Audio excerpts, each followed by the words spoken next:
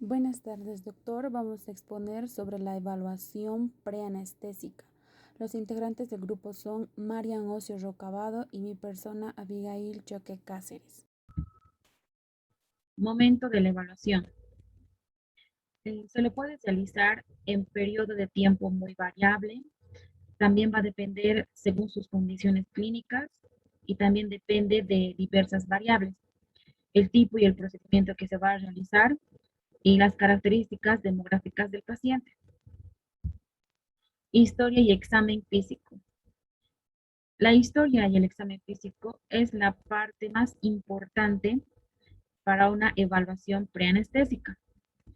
En la historia clínica se tiene que realizar una revisión por sistemas, en la cual se va a revisar el sistema cardiovascular y el pulmonar. También se debe saber si es que el paciente ha tomado algún medicamento, si presenta o no alergias al medicamento, ya sea o alimentos. También tenemos que saber el historial médico o quirúrgico y anestésico, si consume bebidas alcohólicas, si se droga, si fuma, cómo va a ser su resistencia ante el ejercicio físico. Y para facilitarnos todo el llenado de esta información, podríamos realizarnos un cuestionario. En el examen físico podríamos incluir eh, la revisión de los signos vitales y para ver si hay alguna dificultad en la intubación donde se va a usar la clasificación de Mallampati. También se va a utilizar la distancia piromentoniana, la abertura bucal, el puntaje de riesgo de Wilson. La clasificación de Mallampati es una valoración de la cavidad oral de la vía superior y se clasifica en 4. En la clase 1 se va a poder ver las amígdalas, la óvula y el paladar blando. En la clase 2 se va a poder ver el paladar duro, el paladar blando, la parte superior de las amígdalas y parte de la úvula. En la clase 3 va a poder verse el paladar duro, el paladar blando y la base de la úvula. Y en la clase 4 solo se va a poder ver el paladar duro. La clasificación de ASA es una clasificación del estado general del paciente, donde ASA significa Asociación Americana de Anestesiología y se va a clasificar en 6. ASA 1 es cuando el paciente va a estar sano, pero va a haber la causa por la cual se va a realizar la cirugía. En la ASA 2, el paciente va a tener una enfermedad sistémica leve y controlada. Y es muy común como ser la diabetes. En la ASA 3, el paciente va a tener enfermedades sistémicas moderadas o graves que no van a estar controladas. Como ser el paciente puede tener una diabetes, pero no va a estar controlada. En la ASA 4, el paciente va a tener enfermedad con complicaciones inherentes o mal controladas. En la ASA 5, el paciente que va a estar 24 horas en evaluación va a morir si se va a realizar o no la cirugía. En la ASA 6, el paciente va a tener muerte cerebral y es considerado como donador de órganos. Medicamentos usados en preoperatorio. Aquí debemos saber si es que el paciente ha consumido algún tipo de medicamento. Tenemos que hacernos una lista de qué medicamentos ha consumido el paciente, ¿no? O qué cosas ha consumido. Como pueden ser los antiagregantes plaquetarios, algunas hierbas medicinales, hormonas, pero en términos generales, la mayor parte de los medicamentos no interfieren con el proceso quirúrgico. Los pacientes que van a tener riesgo de sangrado o que pueden tener trombosis deben dejar de usar la aspirina de 7 a 10 días. Los antiinflamatorios no esteroideos igual de 3 a 5 días y las tienopiridinas deben suspenderse durante 2 semanas. Pero los antiinflamatorios no esteroideos selectivos pueden continuarse hasta el día de la cirugía, pero deben ser cuidadosamente usados después de la cirugía. Los fármacos que se deben suspender antes de la operación son los inhibidores de la enzima de conversión, los betabloqueadores alfa, los digitálicos un día antes de la cirugía y los anticoagulantes dicumarínicos de 3 a 4 días antes. La metformina igual 2 días antes y los diuréticos un día antes. Los exámenes preoperatorios. La utilidad de los exámenes deben basarse en varias consideraciones. Relevancia. Se usa en ciertas patologías como ser cardiovasculares y respiratorias. La prevalencia es cuando el paciente es asintomático, entonces los exámenes no nos van a servir de nada.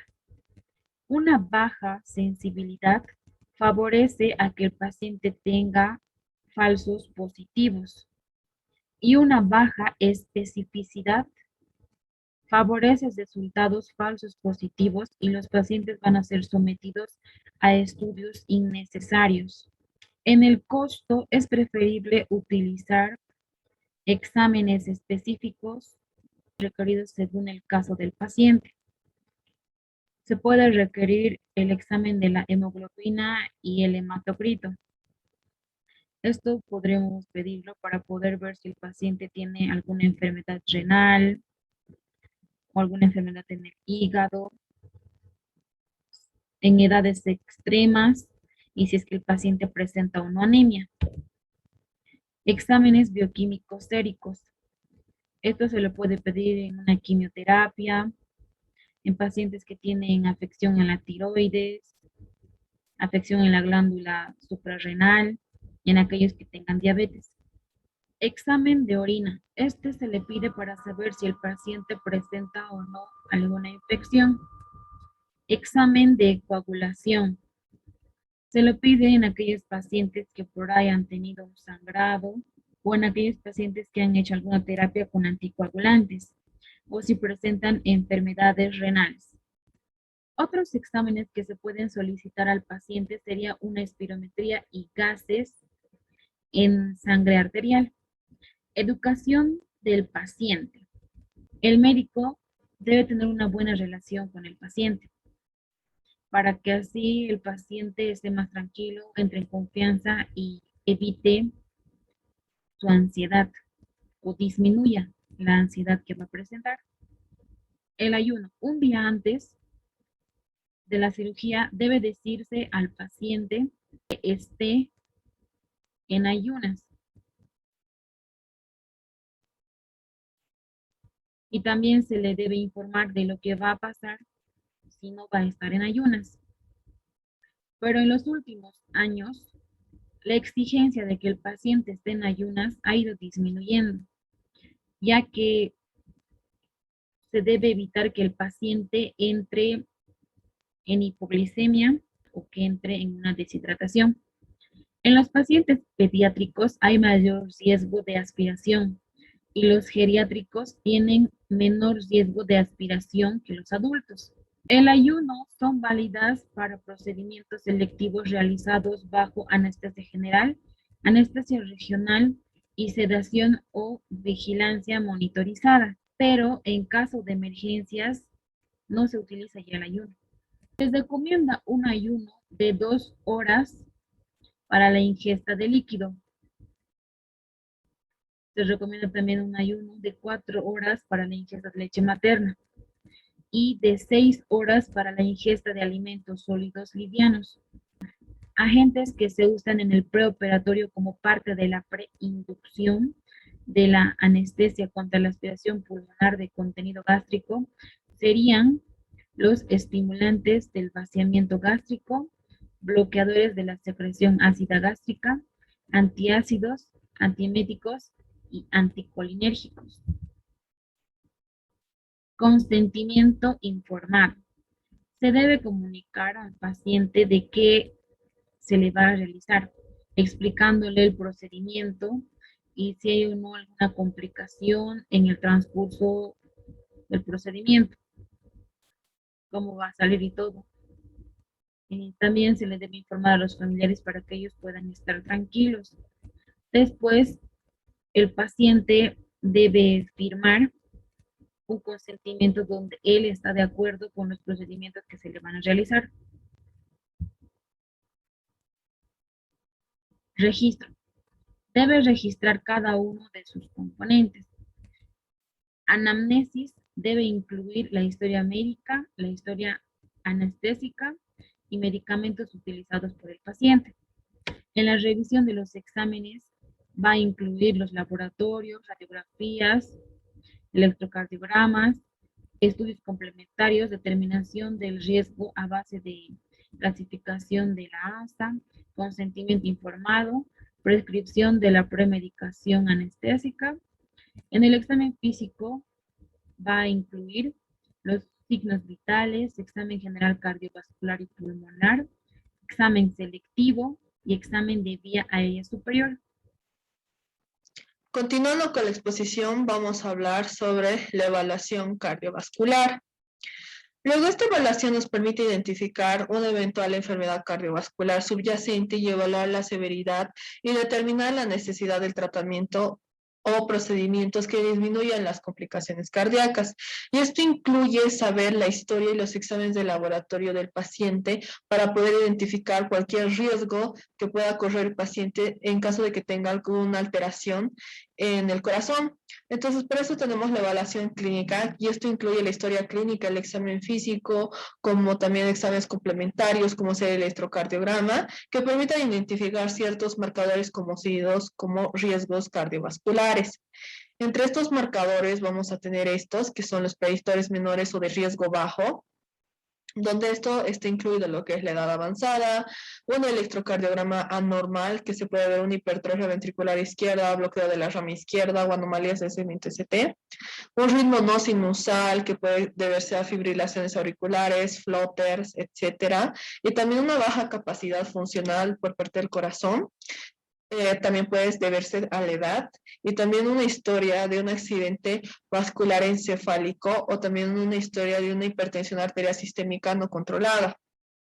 Ahora, entre los marcadores cardíacos de riesgo moderado tenemos los predictores intermedios, que son pacientes que sufren de una angina estable clase 1 o 2, un infarto de miocardio previo, que se pueda observar en la historia clínica, o también la presencia de ondas Q alteradas en el electrocardiograma. También puede deberse a insuficiencias cardíacas compensadas como antecedente, o también una complicación de alguna enfermedad, como lo vemos tanto como en insuficiencias renales como en pacientes que cursen con una diabetes mellitus que no ha sido controlada adecuadamente, o también cuando en la insuficiencia renal puede existir alteraciones a nivel de la creatinina. Ahora, los marcadores cardíacos de alto riesgo son los predictores mayores en las cirugías, que son aquellos pacientes que cursen con un síndrome coronario inestable, que cursen con una insuficiencia cardíaca descompensada o arritmias significativas. En caso del síndrome coronario, son pacientes que se evidencia alto riesgo isquémico importante. También están incluidos aquí las anginas inestables o severas, ya sean clase 3 a 4. Luego, entre lo que son las arritmias significativas son los bloqueos, arritmias ventriculares, supraventriculares, y también los bloqueos auriculoventriculares de tercer grado. Y también está incluido lo que son las enfermedades valvulares, que entre las más frecuentes son la aórtica y la mitral. Ahora, entre la evaluación de la capacidad funcional es muy importante saber eso, porque también nos indica ciertos riesgos cardiovasculares en condiciones basales, y estas se pueden modificar, incluso hacerse inestables frente al intenso estrés que representa una cirugía. Entre estos tenemos lo que es el MEC1, que es cuando realizan actividades de autocuidado como ser comer, vestirse, bañarse, caminar dentro de la casa, o caminar de 3 a 5 kilómetros por hora. Ahora, un MET4 es cuando realiza tareas caseras suaves, que es limpiar, lavar, planchar, jardinería, subir al segundo piso o caminar de 6 a 5 kilómetros por hora. Luego tenemos un MET de 4 a 10, cuando realiza tareas caseras incluso más pesadas, y esto se puede ver a fregar pisos, levantar cualquier tipo de objetos, mover muebles y también está incluido lo que son las actividades cotidianas. Luego podemos encontrar un MET-10, que son actividades físicas intensas, que estas incluyen como jugar golf, bolos, tenis, pacientes que hacen deporte de forma consecutiva o pacientes que están llevando, digamos, una vida laboral normal, pero a esta se corrobora ciertas actividades intensas que se puedan hacer ya sea un fin de semana o cada semana. Al saber esto, podemos identificar lo que son los riesgos quirúrgicos específicos que se pueda someter el paciente, ya que una cirugía depende de la invasividad y de la magnitud del estrés cardiovascular que ésta provoque. Y es una forma importante saber el grado del paciente o el grado de riesgo que esté sufriendo, y es una urgencia saber qué tipo de enfermedad esté cursando al momento de querer ingresarlo a una intervención quirúrgica, que no necesariamente estemos hablando de una cirugía cardíaca, sino otro tipo de cirugías. Entre otros estudios complementarios para poder saber el sistema cardiovascular del paciente y evaluar su funcionalidad, tenemos los no invasivos y los invasivos. Entre los no invasivos tenemos los test de esfuerzo, tenemos los test de estrés farmacológico, también entre estos tenemos lo que son los electrocardiogramas, determinamos si es una onda sinusal, si es un ritmo regular, si no tiene ninguna desviación en el eje cardíaco. En el ecocardiograma vemos lo que son las cámaras, sobre todo las cavidades. Vamos a ver si existe una diástole y una sístole, de acuerdo a la contracción, que no existen hipertrofias, tampoco si existe una dilatación del corazón, y también podemos ver lo que es la monitorización del electrocardiógrafo ambulatorio, como es el Holter. Y también podemos pedir estos tipos de test de estrés farmacológico para poder evaluar la función ventricular izquierda y también derecha, junto con el ecocardiograma. Estos no son invasivos, no invasivos significa que no son riesgosos para el paciente, pero entre los invasivos vamos a tener la coronariografía, y este tipo de exámenes sí son invasivos, ya que se está ingresando o se trata de analizar lo que son los vasos del corazón a través de un catéter y se lo ingresa hacia las arterias. Por eso este tipo de exámenes son más invasivos para el paciente, porque no solo podemos determinar la presencia de una arteria aterosclerótica o si existe una obstrucción en la arteria coronaria, incluso también podemos determinar si este paciente tenga lo que son placas de ateromas en los vasos y también incluso saber si tiene coágulos. Pero este tipo de exámenes sí son invasivos y tienen cierto grado de riesgo al paciente. Ahora, el manejo de algunas condiciones preoperatorias específicas de los pacientes. Como primer ejemplo tenemos el infarto de miocardio. En estos pacientes que hayan tenido un infarto, un antecedente de un infarto, o saber que con los exámenes complementarios identifiquemos que este paciente puede tener riesgo de un infarto, y este mismo se va a someter a una cirugía que no necesariamente estemos hablando del corazón, se tiene que esperar 6 semanas, incluso un poco más, para poder programar la cirugía, y siempre que no haya evidencias clínicas o de laboratorio que indiquen un riesgo isquémico residual, podemos proceder a continuar con esta cirugía. Pero como lo dije anteriormente, que el paciente tenga un antecedente de un infarto y saber que su clínica está empeorando con los días, incluso cerca al diente donde vamos a hacer la intervención quirúrgica.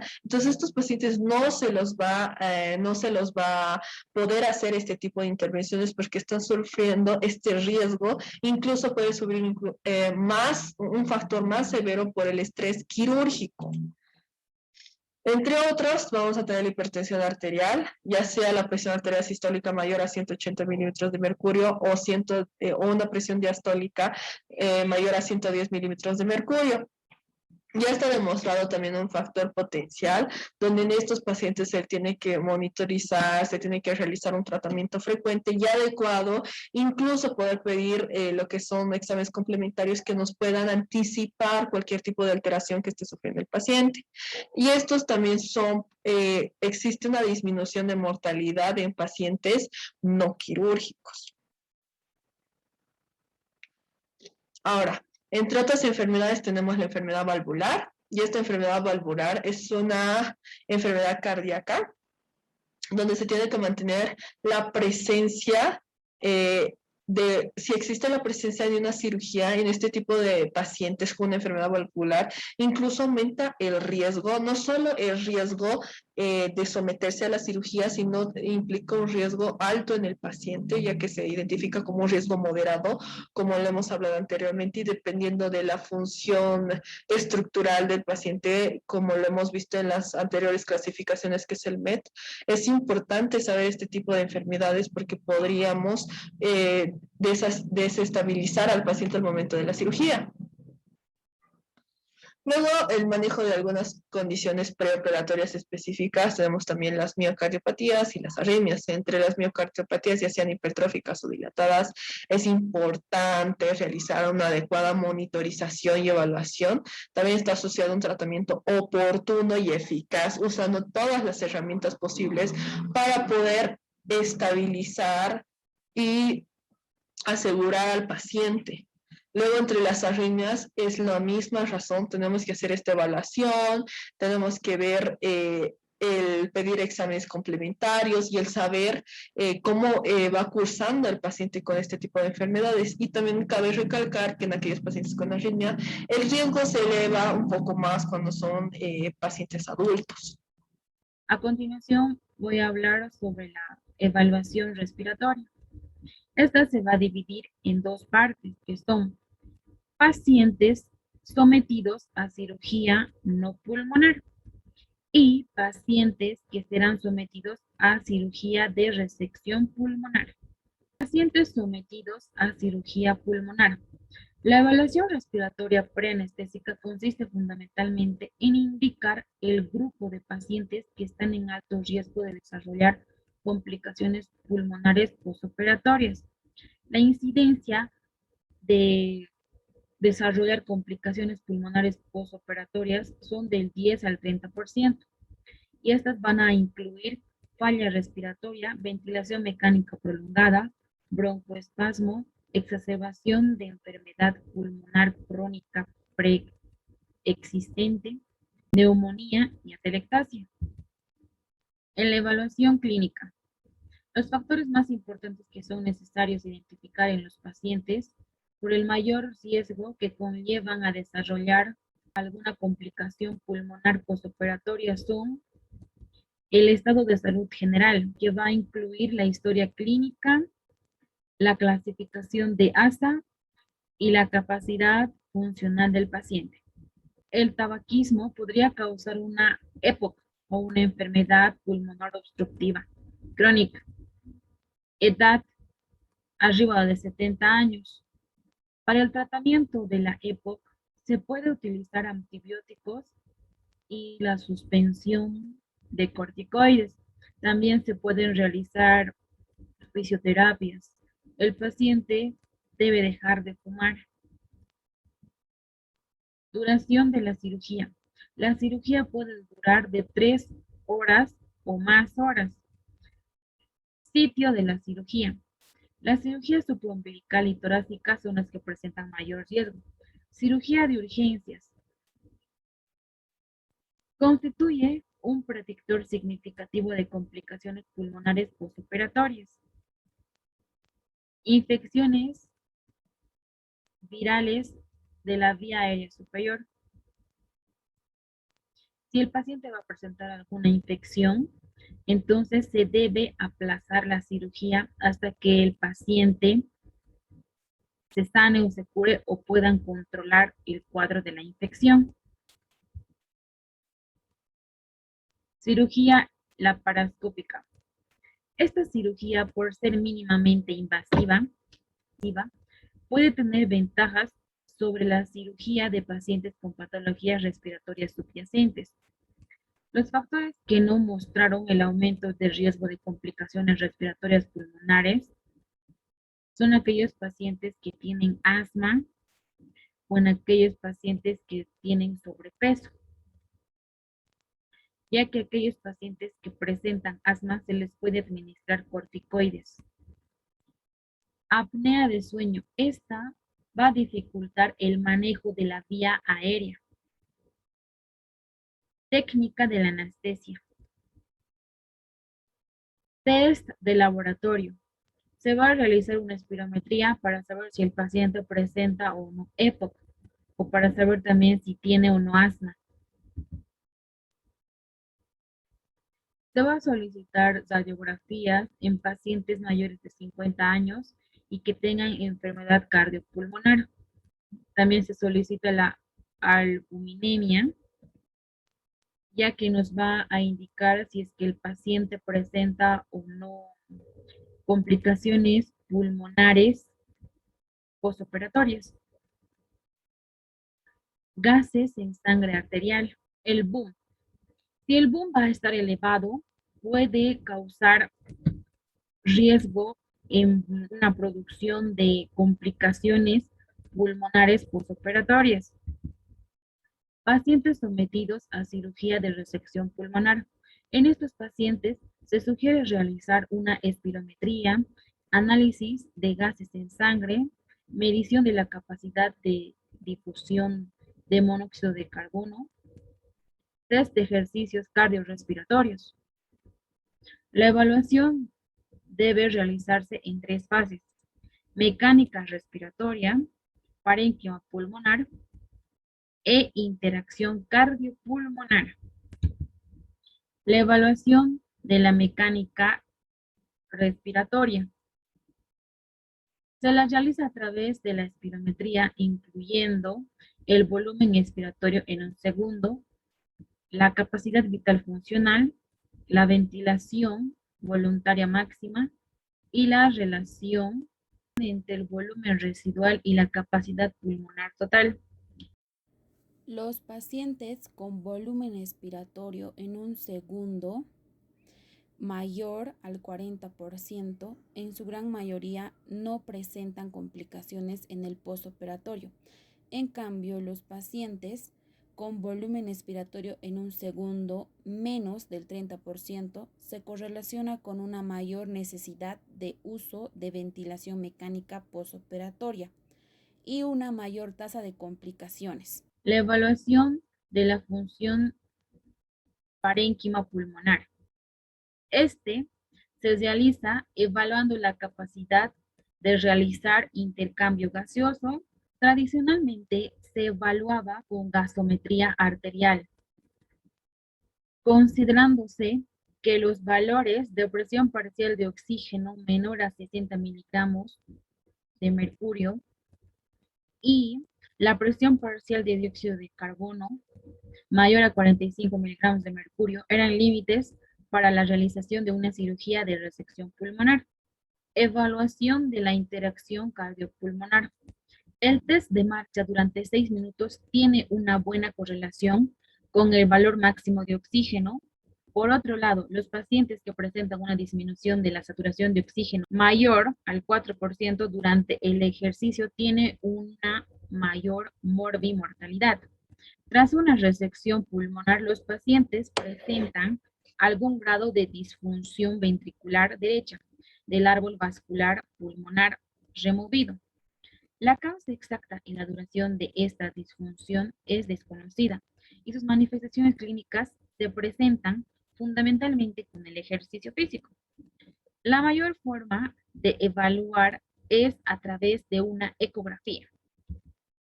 Otros exámenes que se van a solicitar sería el cintigrama, el estudio de función diferencial de los pulmones y los bucles flujo-volumen.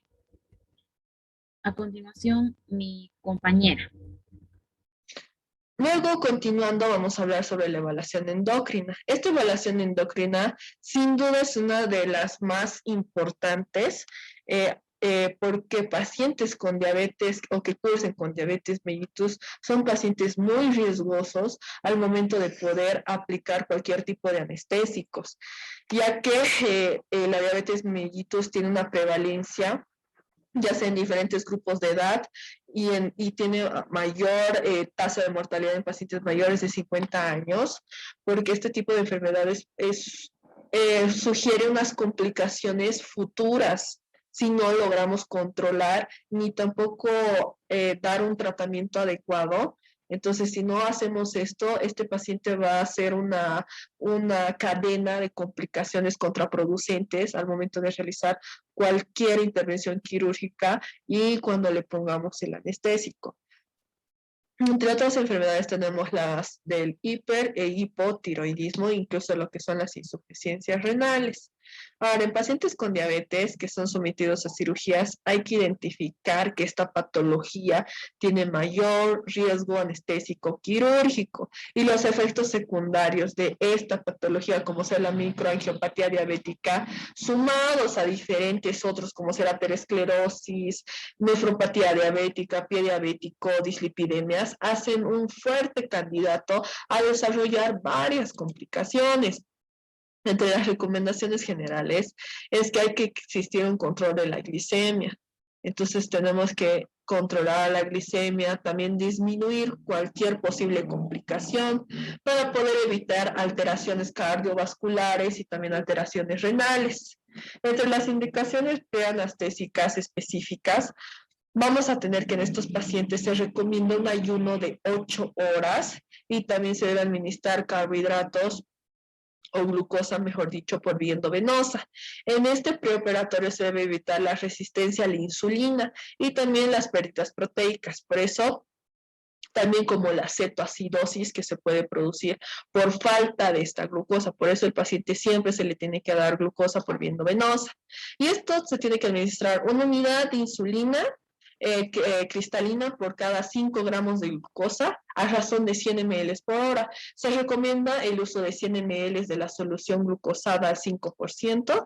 Controlamos la glicemia con un test que se llama hemoglucotest cada hora para poder evaluar este tipo de dosificaciones. Y según estos controles se van a adicionar una unidad de insulina cristalina cada 100 ml y de dicha solución por cada 50 miligramos podemos aumentar la glicemia en los 100 miligramos de decilitro. Ahora, en las patologías tiroideas, como lo vemos en el hiper y en el hipotiroidismo, es importante identificar esto en la clínica, incluso en el examen físico si existen adenopatías, incluso si la tiroides está mucho más grande de lo normal, y a esto lo sumamos con la clínica del paciente. En caso de hipertiroidismo, el paciente va a tener hipercatabolismo, con bajo peso, intolerancia al calor y al ejercicio, también va a ser taquicárdico y arrítmico. En el caso del hipotiroidismo, se caracteriza por un cuadro de astenia, aumento de peso y arritmias, etc. Luego va a haber alteraciones de la función renal. Estas alteraciones de la función renal, dado los requerimientos del cortisol, puede aumentar el estrés en la cirugía. Entonces es recomendable la administración de suplementos de hidrocortisona, ya que si existe una alteración del cortisol, como lo digo, va a haber, sumados a este estrés quirúrgico, puede ser un momento complicado al momento de colocar una anestesia. Incluso tendríamos que evaluar al paciente con más frecuencia para poder evitar cualquier alteración. Por eso es bueno colocar este suplemento en estos pacientes, ya que estos igual como en pacientes diabéticos, referente a las enfermedades endocrinológicas, pueden provocar este tipo de alteraciones al momento de una intervención quirúrgica.